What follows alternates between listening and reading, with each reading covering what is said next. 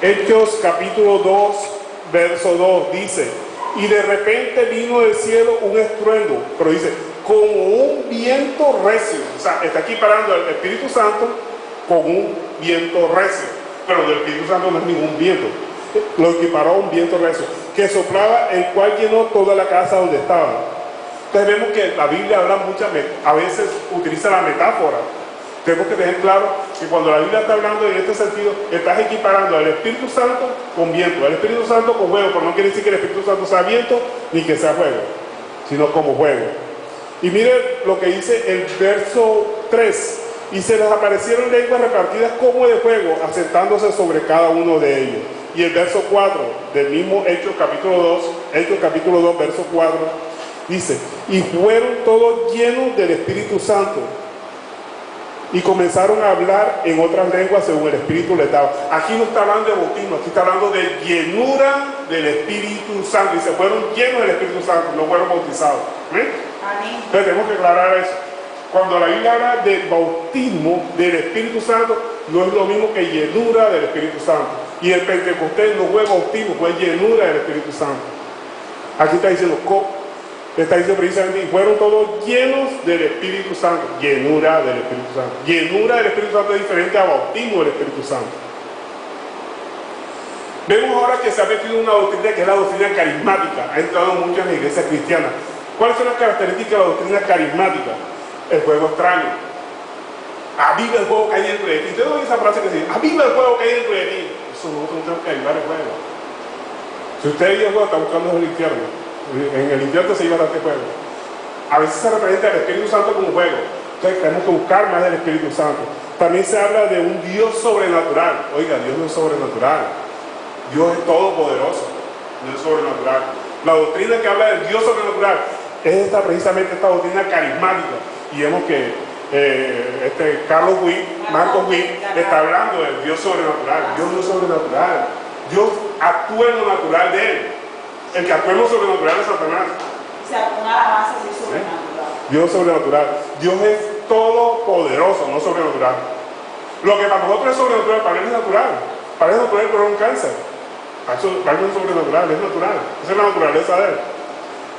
Él nos creó y él nos puede curar. ¿Amén? Entonces no actúa en lo sobrenatural. Él es todopoderoso. El que es sobrenatural es Satanás. Aclaremos eso. Y vemos eso del nuevo avivamiento. Las iglesias están buscando el nuevo avivamiento. Están buscando iglesias donde se mueva el avivamiento. ¿Dónde hay avivamiento? ¿Dónde hay? No, el avivamiento tenemos que buscarlo dentro de nosotros mismos, no en la iglesia. Hay cristianos que usted lo ve de iglesia en iglesia buscando dónde hay avivamiento. No, ahí sí hay avivamiento, allá no hay avivamiento. Oye, el avivamiento tienes que buscarlo dentro de ti mismo.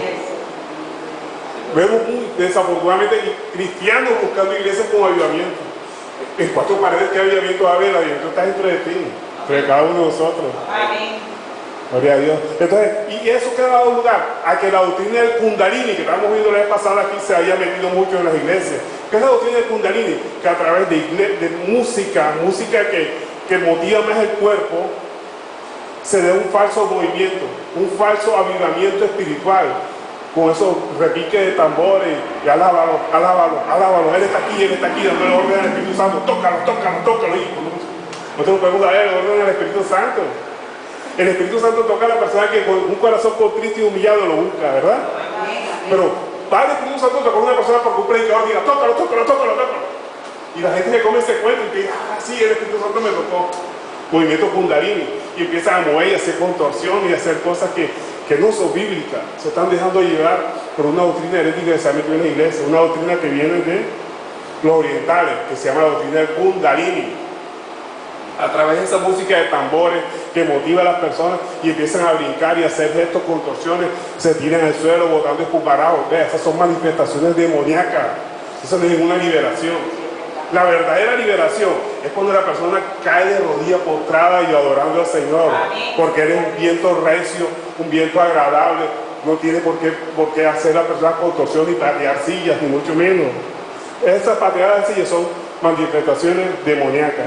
Movimiento del Kundalini que se ha metido en las iglesias, el famoso carismático, movimiento carismático que ha entrado en muchas iglesias cristianas desafortunadamente. Se ve mucho eso, era la danza del trapo, un poco jovencitas bailando y danzando. Eso no es ningún baile espiritual, es un baile más carnal y moviendo la vista y la lujuria a las personas que están viendo eso. El espíritu cuando se mueve no tiene por qué andar así. ¿Saben que la Biblia dice que David danzaba como cordero en la manada? Los corderos en la manada no danzan sincronizadamente. Cada uno mueve por allá, pero suavemente. David danzaba, ¿verdad? Como cordero en la manada, pero movido por el Espíritu Santo. Ese viento calmado, recio que llegaba a él, ¿verdad? El Espíritu Santo lo movía. Entonces, el bautismo del Espíritu Santo y fuego. Mira lo que dice Mateo capítulo 13, verso 30. Capítulo 13, verso 30, aquí te explica exactamente lo que es el bautismo en fuego y lo que es el bautismo del Espíritu Santo. Mezcla los dos bautismos, mírenlo bien, y vamos a sacar en conclusión la diferencia entre el uno y el otro. Mateo capítulo 13, verso 30. Dice, ¿ya lo tienen? Dice, dejad crecer juntamente lo uno y lo otro hasta la siega, o sea, la cizaña y el trigo. Y al tiempo de la siega, yo diré a los segadores, recoger primero la cizaña. Fíjense ustedes lo que dice, recoger primero la cizaña y atarla en manojo para quemarla. Ese es el bautismo en fuego. Ser quemada en el infierno. Pero recoger el trigo en mi granero, bautismo en el Espíritu Santo. Ahí está mezclando los dos bautismos. ¿Sí lo ven? ¿Cuáles son las características del Espíritu Santo de Dios para que estemos pendientes cuando veamos las manifestaciones que nosotros a veces creíamos? Que yo también caí en esa, yo también creía que eran manifestaciones del Espíritu Santo de Dios. Primero, el Espíritu Santo de Dios, como se manifiesta, es afable y apacible. ¿Qué es afable? Cariñoso. Apacible, calmado. Y eso lo dice 1 Pedro 3:4. Mírenlo, 1 Pedro 3:4. Aquí todo lo damos con fundamento bíblico, no son especulaciones, sino que la misma Biblia habla. 1 Pedro capítulo 3, verso 4.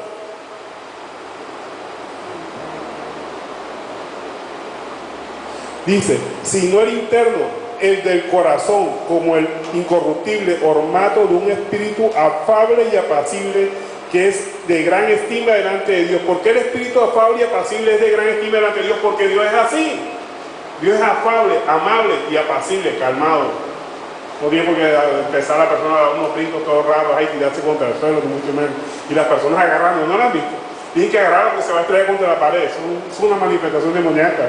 Cuando el Espíritu Santo llega a una persona, la persona no tiene por qué irse de espalda. Al contrario, se cae de rodillas. Esa es una verdadera manifestación del poder del Espíritu Santo en una persona. De verdad que son manifestaciones demoníacas. Ahora, también la Biblia dice que el sonido es suave y delicado, el del Espíritu Santo. Y eso lo confirma Primera de Reyes 19:11. Miren lo que dice aquí. Primera de Reyes 19:11, precisamente cuando le está hablando Dios, le está hablando aquí en Elías que se había escondido, ¿verdad? Primera de Reyes 19:11. Primera de Reyes 19:11. Vamos a ver que el Espíritu Santo es suave, da un sonido suave y delicado, no es tendroso. Dice, él le dijo a Elías, sal fuera y ponte en el monte delante de Jehová. Y he aquí Jehová que pasaba, y un grande y poderoso viento que rompía los montes. Ojo, vino un viento fuerte que rompía los montes y quebraba las peñas delante de Jehová. Pero Jehová no estaba en el viento. Ojo, Jehová no estaba en ese viento que rompía las montañas. Y tras el viento un terremoto, pero Jehová no estaba en el terremoto. Y el verso 12 dice, y tras el terremoto un fuego, pero Jehová no estaba en el fuego. Y tras el fuego, ahora sí, un silbido apacible y delicado. El Espíritu Santo de Dios. El Espíritu Santo de Dios es un silbido delicado, apacible, que lo que da es sentimiento cariñoso, de amor, paz, ¿sí? No da ese sentimiento de desesperación de esa persona. Usted la ve con los ojos así, todos locos, ¿no? Esas son manifestaciones demoníacas. La Biblia de las Américas lo define como susurro de brisa apacible. La traducción de la Biblia de las Américas. Otra Biblia que, traduciendo en el mismo versículo que hemos leído, Dios habla o dice que es un sonido suave y delicado del Espíritu Santo. Y la Biblia titulada la palabra dice un ligero susurro. O sea, así es el Espíritu Santo, es delicado, es un sonido amoroso. No es algo que lo vaya usted a poner todo neurasténico, ni mucho menos por el estilo. sino que es delicado, es tranquilo, es apacible, es amoroso, es cariñoso. La característica del Espíritu Santo. Cuando una persona recibe el Espíritu Santo de Dios, entra en llanto, entra en alegría, pero no esa alegría, esa risa que salió que era la risa santa, no son manifestaciones de Kundalini, sino una tranquilidad que de cada persona, y puede llorar, pero llorar de alegría, de gozo, de felicidad. Esa es la manifestación del Espíritu Santo. Entonces eso es importante que tengamos en cuenta cuando realmente llega el Espíritu Santo a una persona. Ojo, y eso no es bautismo del Espíritu Santo, eso es llenura del Espíritu Santo. Aclaremos, la llenura del Espíritu Santo se da cuando la persona recibe a Cristo como su Salvador y acepta la promesa, y se da como el tiempo de Pentecostés, llenura del Espíritu Santo. Eso no es bautismo. Y con la llenura del Espíritu Santo te puede terminar hablando en lengua y se dan las manifestaciones de los dones del Espíritu Santo, pero no es bautismo. El bautismo se da cuando Cristo venga en gloria por su iglesia y va a haber la plena unión o comunión de usted con el Espíritu Santo y Cristo a la vez. Amén. Ese es el verdadero bautismo. O sea, el bautismo del Espíritu Santo es para salvación, no para obtener dones. Lo que da los dones son la llenura del Espíritu Santo de Dios. ¿Estamos aprendiendo? Amén. Gloria a Dios. Den un aplauso al Señor. Estamos aprendiendo porque eso es lo que el Señor quiere que aprendamos en todo momento. Entonces, vemos que cuando, precisamente en Hechos 1:14, cuando estaban juntos, en armonía, todos ahí, que nuestro Señor les dijo, y estando juntos les mandó a que no se fuesen de Jerusalén, sino que esperaran la promesa del Padre, la cual dijo, oíste de mí. ¿Y cuál era la promesa del Padre? La llenura del Espíritu Santo, ¿verdad? Eso está establecido en Lucas, ¿verdad? Porque Juan el Bautista, sabemos que Juan el Bautista bautizaba en agua, y él dijo que vendrá otro más poderoso que yo, que os bautizará en Espíritu Santo y fuego. Pero el Espíritu Santo y fuego es cuando venga nuestro Señor Jesucristo, que recogerá el trigo para sus lagares y la cizaña la echará al horno, al infierno. Ese es el bautismo en fuego. Sí, hermano, no pida bautismo en fuego. Bautismo en fuego es que va a ser lanzado al infierno. Por eso, por eso es que tenemos que aprender. Por eso tenemos que aprender doctrina, escudriñar las palabras de Dios y no dejarnos llevar por lo que otros dicen o que otras iglesias hacen. Señor, bautízame en fuego. No sabe lo que está pidiendo. Bueno, entonces, el bautismo en agua es para la conformación del cuerpo de la iglesia, la conformación del cuerpo de Cristo. ¿Ven? Ya usted puede trabajar en la iglesia. Cuando usted se bautiza en agua, usted ya puede venir a adorar, puede venir a predicar, puede venir a dirigir, puede hacer todas las actividades que se hacen en una iglesia, ¿verdad? Pero la llenura del Espíritu Santo es para obtener poder del Espíritu Santo, ¿verdad? En Juan 16:7, mire lo que habla de la llenura del Espíritu Santo. Juan capítulo 16, verso 7.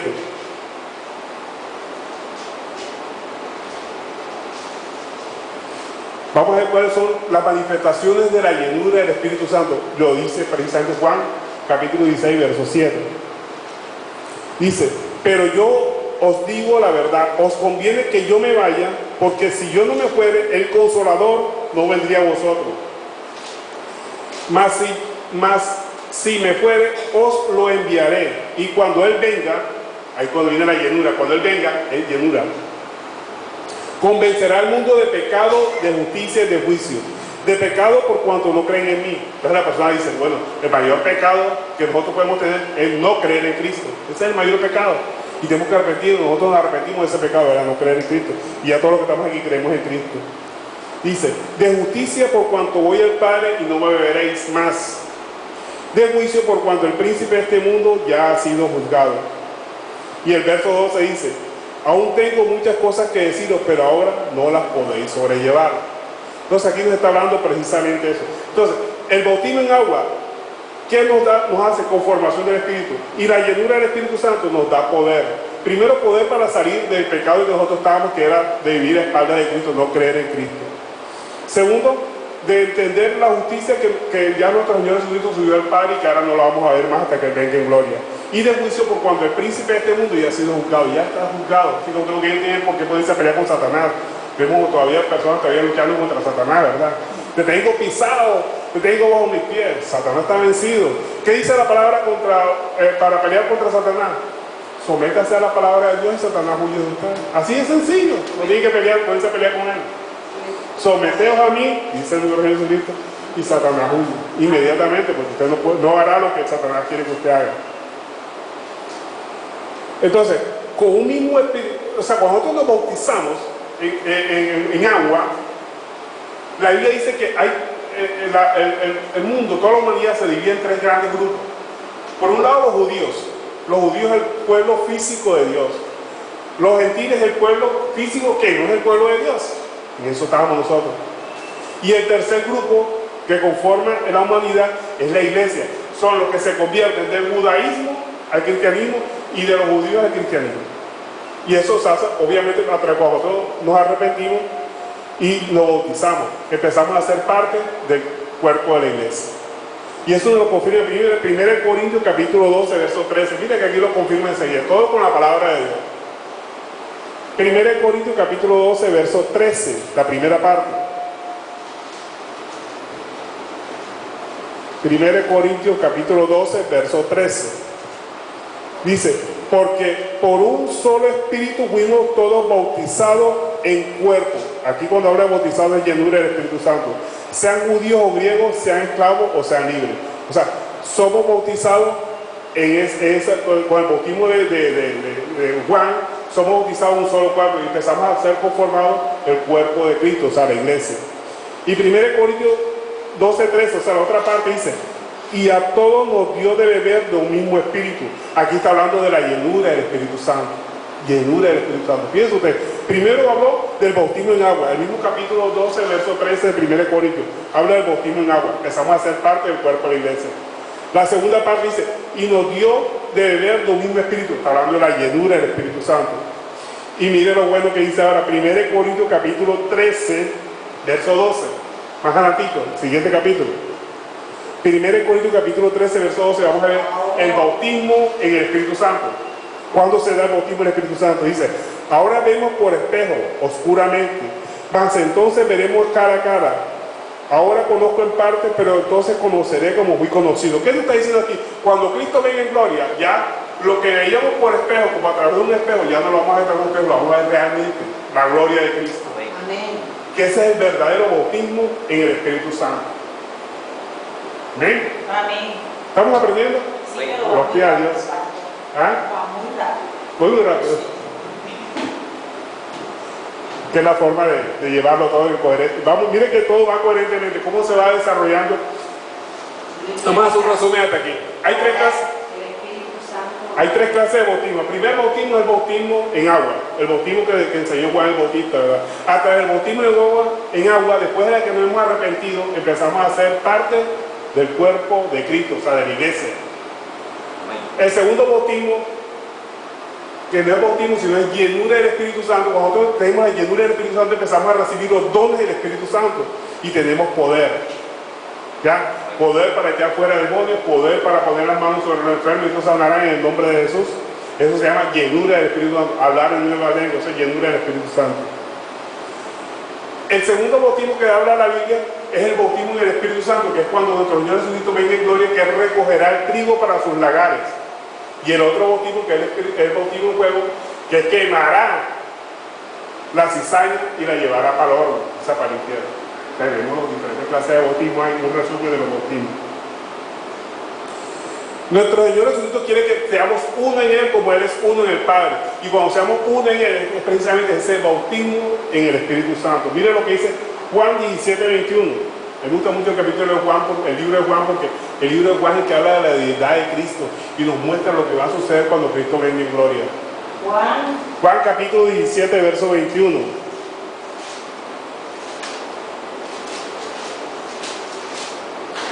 Dice, para que todos sean uno, como tú, oh Padre, en mí y yo en ti. Que también ellos sean uno en nosotros, para que el mundo crea que tú me enviaste.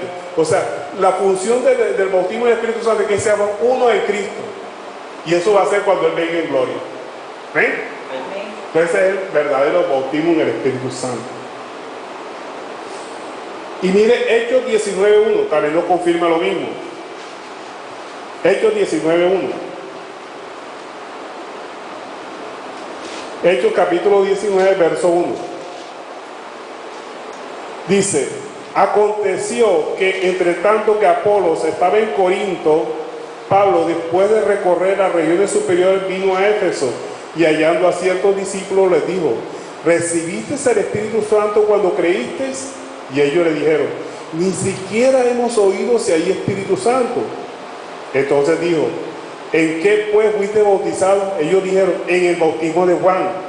Dijo Pablo, Juan bautizó con espíritu de arrepentimiento, con bautismo de arrepentimiento, diciendo al pueblo que creyese en aquel que vendría después de él, esto es, en Cristo, Jesús el Cristo. Y el verso 5 dice, cuando oyeron esto, fueron bautizados en el nombre del Señor Jesús, o sea, bautismo en agua. Y habiendo impuesto Pablo las manos sobre ellos, vino sobre ellos el Espíritu Santo, y hablaba en lenguas y profetizaba. Dice, y vino sobre ellos el Espíritu Santo. Esto no es bautismo, esto es llenura del Espíritu Santo. Entonces dice, esa llenura del Espíritu Santo dio como consecuencia que hablaban en lenguas y profetizaban. La llenura del Espíritu Santo da como consecuencia que usted adquiera los dones del Espíritu Santo, hablar en lenguas y profetizaban. El bautismo en el Espíritu Santo da salvación, ya, definitivo, cuando Cristo venga en gloria. Tenemos la diferencia que hay entre llenura del Espíritu Santo y bautismo del Espíritu Santo y bautismo en fuego. Nunca pida bautismo en fuego. Bueno, entonces lo importante es eso, que tengamos claro que estamos aprendiendo doctrina bíblica, para que no coma cuento, coma Biblia. Siempre estudie Biblia. Entonces, la forma de revelarse la Trinidad, de revelarse Dios a nosotros es a través de la Trinidad, y la Trinidad se da en diferentes etapas. Primero, la revelación del Padre, ¿verdad?, que es el recurso esencial. Todo el Antiguo Testamento vemos cómo el Padre se nos reveló a nosotros. Pero en Génesis, en los primeros capítulos de Génesis, vimos que estábamos tres, ¿verdad? Dice que estábamos tres. Dice, creó el hombre, creó Jehová el hombre. ¿Cómo que dice el capítulo 1? En el principio creó Dios los cielos y la tierra. En el principio creó Dios los cielos y la tierra, ¿verdad? Estaban ellos, ¿verdad? Juan 6:21 dice, respondió Jesús y les dijo, esta es obra de Dios que creáis que Él me ha enviado. El recurso esencial con el cual se creó el mundo, todo el universo, fue a través del Padre. Y el Hijo es el agente del Padre, el que trajo la verdad revelada. Como decía el hermano Pablo, la función del Evangelio es que todas las personas se arrepienten, el Evangelio de salvación, que todas las personas lleguen al arrepentimiento, porque sabemos que nosotros venimos con el pecado original desde que nacemos, y a través del arrepentimiento, el Evangelio de arrepentimiento, que fue el que predicó Juan el Bautista y lo confirmó en nuestro Señor Jesucristo, a través de él nosotros podemos hacer parte del plan de salvación de Dios. Amén. ¿Ven? Y el Espíritu Santo es el medio a través del cual nosotros recibimos poder cuando tenemos la llenura del Espíritu Santo. ¿Poder qué? Para poder seguir caminando en santidad, para poder ver lo invisible. Porque Cristo es el autor y consumador de la fe, y el Espíritu Santo nos ayuda a que esa fe sea incrementada cada día más. Mire, cuando en la primera predica de nuestro Señor Jesucristo fue esa: el Espíritu del Señor está sobre mí y me ha unido ¿para qué? Para abrir la cárcel a los encarcelados y darle buenas nuevas a los afligidos, precisamente. Y eso es lo que hace el Espíritu Santo de nosotros, nos ayuda a ver lo invisible, el consolador, ¿verdad? Entonces vemos que el bautismo de Juan, cuando ya en Juan 1:19 dice, este es el testimonio de Juan cuando los judíos enviaron a Jerusalén sacerdotes y levitas y le preguntaron, ¿tú quién eres? Y él dijo, confesó y no negó, sino confesó, yo no soy el Cristo. Él confesó, ¿verdad?, que yo no soy el Cristo, porque le preguntaban si él era el Cristo, o si era Elías o algún profeta. Y dijo, no, yo no soy nada de eso, yo simplemente soy una voz que clama en el desierto, arrepentido porque el reino de los cielos se ha acercado. Él dijo que no era nada de eso. Entonces él dijo definitivamente que él no era. ¿Por qué? Porque estaba esperando que viniera algún Elías o algún enviado de Elías para perdón de pecados, pero él dijo que no, que él no era ni siquiera un profeta. Pero sabemos que uno de los más grandes profetas que se dio en la humanidad fue Juan el Bautista. Y sin embargo, fíjense usted que Juan el Bautista no hizo ningún milagro. A través de él no se dio ningún milagro, excepto el de arrepentimiento, que es el milagro más grande, ¿verdad? Pero milagro físico así de sanidad y eso no se dio. Entonces, la mejor forma de nosotros conocer la palabra de Dios es preguntarle a Dios y no dude de la palabra de Dios. Hay muchas personas que le aplican lógica a la palabra de Dios. Si usted le aplica lógica a la palabra de Dios, no lo va a entender nunca. Tiene que pedirle iluminación al Espíritu Santo para poder entender la palabra de Dios. Ahora, ¿cuáles son las reglas para interpretar la Biblia? Y siempre tengamos en cuenta eso. ¿Cómo podemos nosotros interpretar la Biblia? Tenemos que tener en cuenta que el mejor intérprete de la Biblia es la misma Biblia.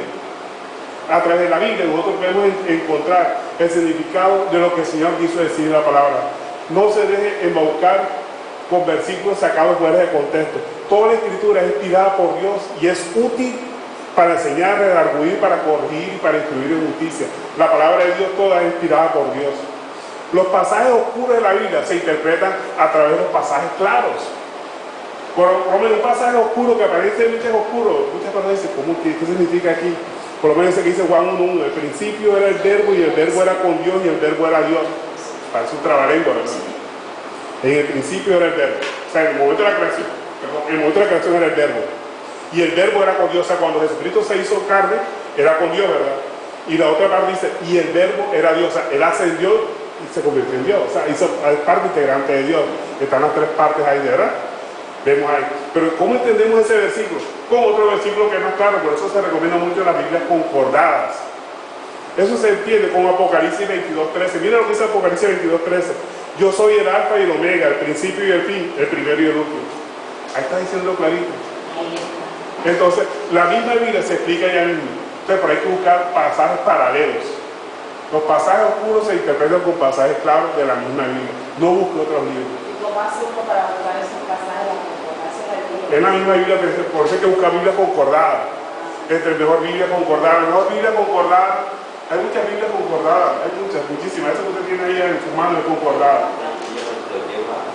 Hay una Biblia especializada en concordancia. Son gordotas, así grandotas. A mí me gusta mucho en internet. Hay una Biblia que se llama Biblia Paralela. Se la recomiendo. Una concordancia excelente. Yo estudio mucho esa Biblia. Se llama la Biblia Paralela. Ahora, la escritura debe interpretarse espiritualmente, no lo interprete literalmente. Toda la Biblia es espiritual. Y como es espiritual, usted tiene que buscar la llenura del Espíritu Santo para poder entender y no aplicarla literalmente. Porque ¿qué tal dice usted cuando nuestro Señor Jesucristo habló